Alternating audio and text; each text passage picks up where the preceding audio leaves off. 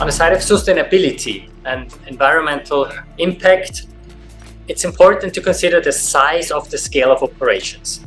So for small numbers of parts, where tooling would be quite expensive and also require a lot of resources, energy and material, injection molding might not be the right choice when you just make less than a few thousand pieces. Like here in this 900 piece cover for Alpine, in a production series, multi-jet fusion was the better choice all over, and also for the smaller series will provide a better carbon footprint.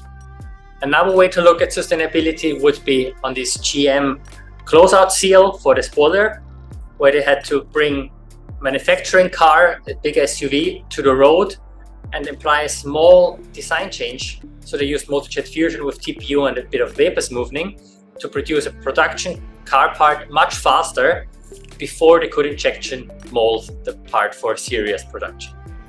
This so-called bridge production can help to really improve the whole manufacturing line and in the end provide a more sustainable product.